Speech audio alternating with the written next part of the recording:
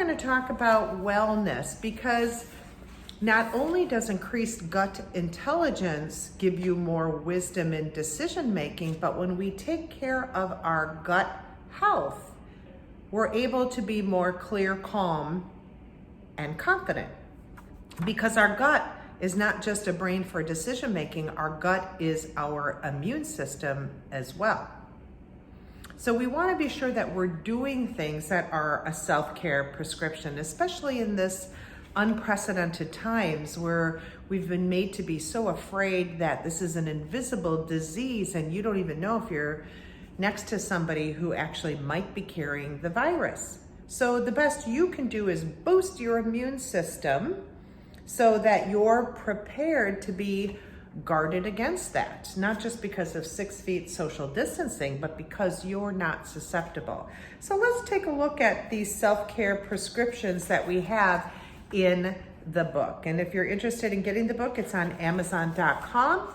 Otherwise, just enjoy. So for the mind to help us really make our mind so that it's functioning in a clear way, that it can do its job to assimilate information, we talk about wellness practice number 1, which is sleeping. A lot of people don't understand how important it is to sleep and how much sleep is enough. Most people need 7 to 8 hours of sleep every day, but the problem is, if they're not meditating during the day, or if they're not pausing to listen to their gut alert that's saying, oh, pause, pay attention. What didn't sync up here? What is my heart telling me, my emotions that it needs and wants? And how might I make a decision to align with that?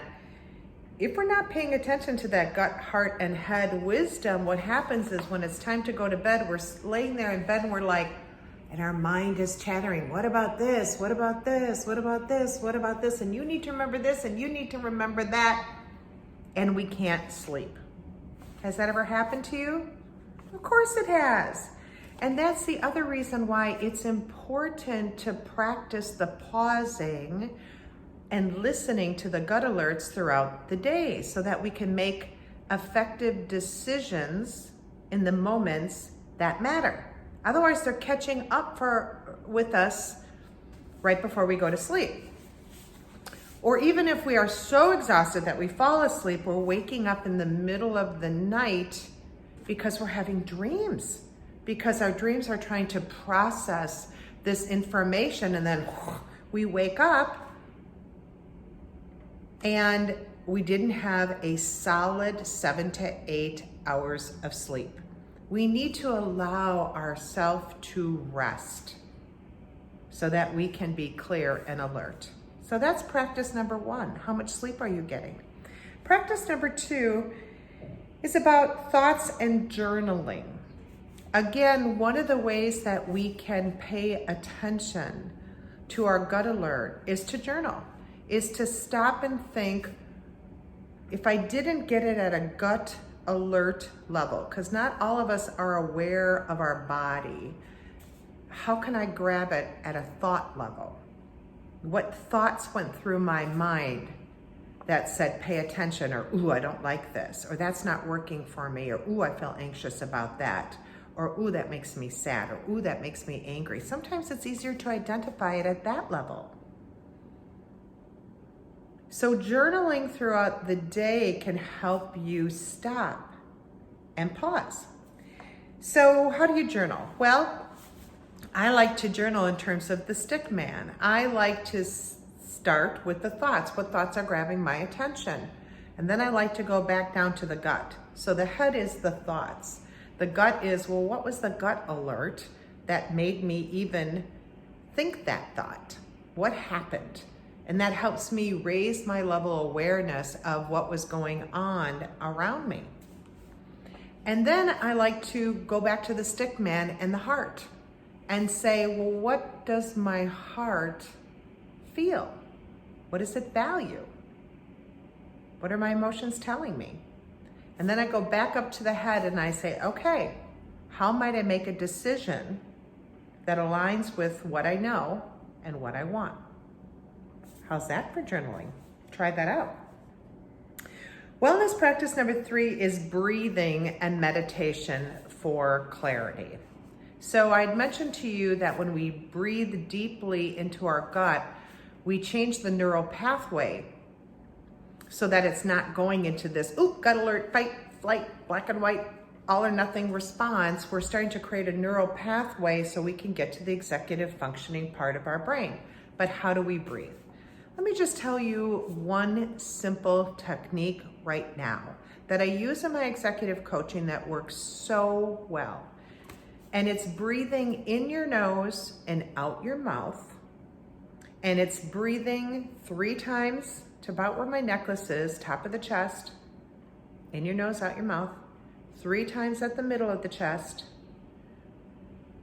3 times at the top of the diaphragm, 3 times at the middle of the diaphragm, and 3 times at the base of our hips. And slowing that breath down, holding for a moment, so it's like a wave rolling. So it's a breathing in. And then you hold for a second and you breathe in your nose. And you hold for a second. So it has a nice rhythmic feel to it. And as you go down further and further into your body, you're just elongating that breath. Now again, what does that do? That makes the vagus nerve more efficient. It connects the gut, heart, and the head, and it makes the corpus callosum open up and become efficient so we can get to the left and the right hemisphere of our brain. It also lowers the brain wave from beta to alpha, so our gut, our heart rather, and our head are at the same wave. They're in sync with each other, and it stops the chattering in our mind. So learning how to breathe in that way is very helpful. And then once you've gotten down to that gut level, then what you want to do is you want to ask a how might I question. How might I what? How might I make an effective decision that aligns to my values? If there's no other question, that is an excellent question to ask. Now, we all hear intuitive in a different way. Some of us are visual. So I tell people to look up to the right side of their mind's eye because that's where you'll see visual pictures. Some of us are auditory. That's where you'll hear that still, small voice in your left ear. So listen in your left ear. And some of us are what's called kinesthetic, and look down in your gut and say, what do I know for sure? So after you're breathing, ask your how might I question, and then look to the right side. What am I seeing? Listen in the left ear. What am I hearing? And look down in your gut. What do I know for sure? And that's basically meditation. Now there's several different other kinds of meditations. You can use an app if you want. Some people need assistance with an app to walk them through that. If you're interested in that, if you take my first course, Aligned to Your Gut Intelligence, I actually take you through this meditation and I show you how to do it, and I do it with you. So it's really an awesome course to take. Some people need a little quiet music in the background. But like I said in the earlier video, even if you simply just gradually breathe down into your gut, even if you're holding your cup of coffee and you're staring out at nature, you're sitting on a rock out in nature, you're quieting your mind. And you can ask your how might I question. And as you practice that, you'll learn to be able to discern your intuitive voice. So practicing that is really important to become the clear, calm, and confident you, the wise and the well you. Now, in terms of wellness, meditation is really important for us because, again, our immune system is in our gut. We have more neurons, more neurotransmitters and hormones, that good hormone, serotonin, that makes you happy, that's in your gut. Okay, we want to breathe that up to the brain so we can be more clear, calm, and confident. So if you're struggling with anxiety and depression, this meditation is really important for you to get past anxiety and depression. It's really difficult to make wise decisions when we're anxious and depressed, and certainly difficult to be well. Okay, so those are 3 things we can do to be well in terms of our mind. We can, number 1, again to review, sleep. Number 2, journal our thoughts. And number 3, do deep breathing for meditation. Now for our heart, what's really important is that we do emotional management. So what does emotional management mean? It means to stop, identify your emotions, be curious on what they're telling you, and also what you value. That's emotional management, because once we put words to it, we are in control of it, meaning the emotion, versus the motion is in control of us. It's the difference between the emotion being back here and it's like controlling us, versus we're bringing it around into our consciousness, and now we can own it. We can own it because we identified it, because we took the time to be curious to understand it, and we know how that represents what we value, and now we can honor it. So that's what emotional management is. Now, some people have a hard time doing that in the moment, which is really understandable. So one of the things you can do again for emotional management is to practice journaling around that. So back to that stick man again. When you're journaling about what are my thoughts throughout the day, and then what was my gut alert that made me pause and have those thoughts, probably when you get to the heart part and you're asking, what did I feel? And what are those feelings telling me about what might need to change, or what I need to do, and what I value? You probably need to spend a little bit more time on that piece of it until it becomes second nature. And what I mean by second nature is after you journal a lot about that, you ask yourself those questions in the moment. What did I feel? That's identifying. What are the feelings telling me? And what do I value? You just ask them automatically, and you don't need to journal anymore. And that's emotional management. The next emotional management practice for wellness is gratitude. Gratitude and surrender. So let's talk about those separately. There's a saying that says, what you think about, you bring about. And what you focus on expands.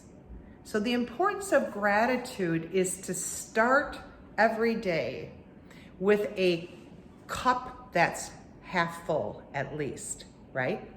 So to start the day and say, I'm happy to be alive. I'm happy that today I'm healthy. I'm happy that my body is serving me today. I'm happy that I'm safe today. I'm happy that I have enough food for today. I'm happy that I have enough money to have the lights on today and to have a roof over my head today.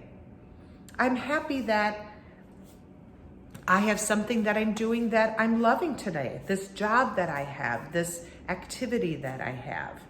I'm grateful for, and then you keep saying what you're happy and grateful for. Now what that does is it trains the mind to be in the present moment and to surrender up the future. Otherwise, our mind likes to do 2 crazy things. It likes to go back there and regret and think about, if only I woulda, coulda, shoulda, then, I wouldn't be here. Forget that. What's back there is gone, done. What you learn from it should be the only question you're asking yourself. What did I learn? That's it.